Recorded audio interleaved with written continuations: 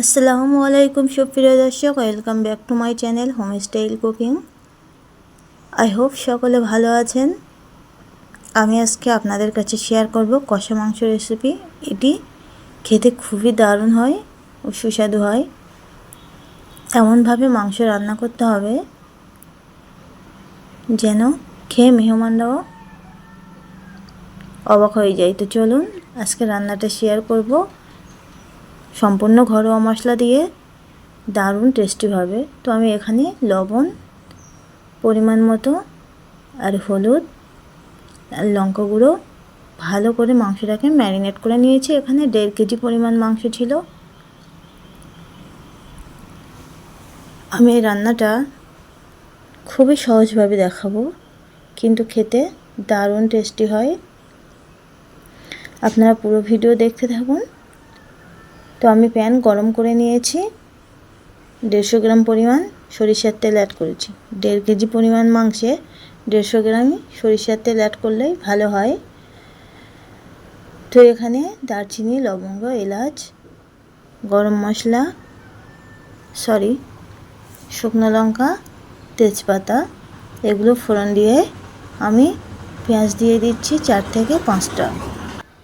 এবারে এগুলোকে খুবই ভালো করে ফ্রাই করে নিতে হবে।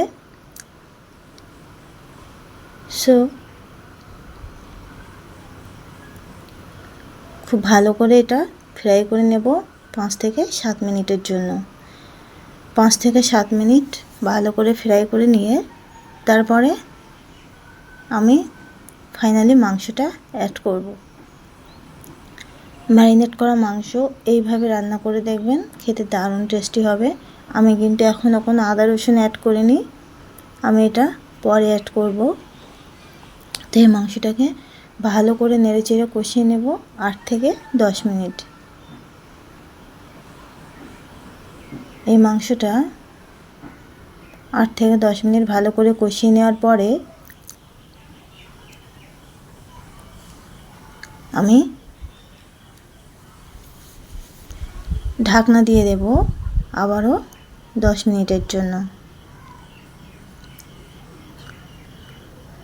এইভাবে রান্না করলে মাংসের কালারটাও দারুণ থাকে আর খেতেও দারুণ সুস্বাদু হয়।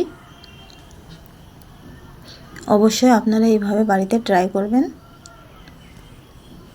আমি এবারে মাংসটা কষানো হয়ে গেছে, ঢাকনা দিয়ে দিচ্ছি। ফিরে আসছি 8 থেকে 10 মিনিট পরে।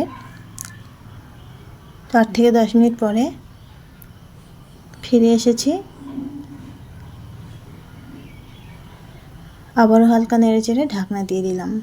এইভাবে আমি অফ ক্যামেরায় বারবার মাংসটা নেড়েচেড়ে ঢাকনা দিয়ে কষাতে থাকব।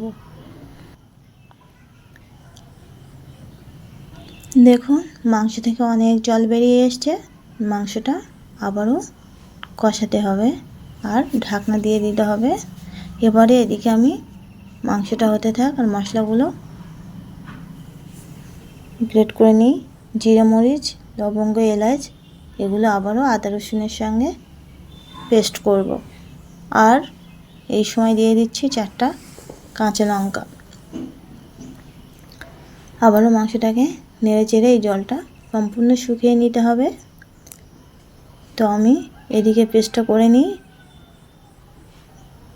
এখন আমার 10 থেকে 15 মিনিট এইভাবেই সময় লেগে যাবে এটাকে কষাতে।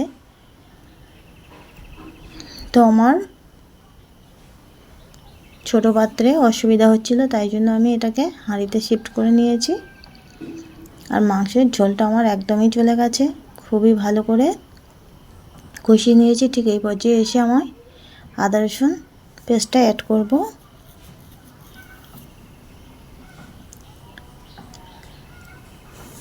যেহেতু এটা কষা মাংস হচ্ছে, তো আমি এখানে আদা রসুন অ্যাড করেছি 4 থেকে 5 টেবিল স্পুন। আপনারা যেমন মাংস নেবেন তেমন পরিমাণ মতোই অ্যাড করবেন।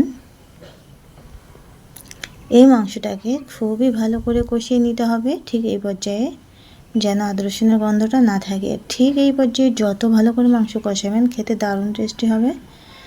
তো আমি মাকে ঝোল দিয়ে দিয়েছি, সব শেষে গরম মশলা দিয়ে দিয়েছি, রান্নাটাও কমপ্লিট। ফাইনালি আপনাদেরকে সার্ভ করে দেখাচ্ছি আমার মাংস, কষা মাংসটা কেমন হয়েছে।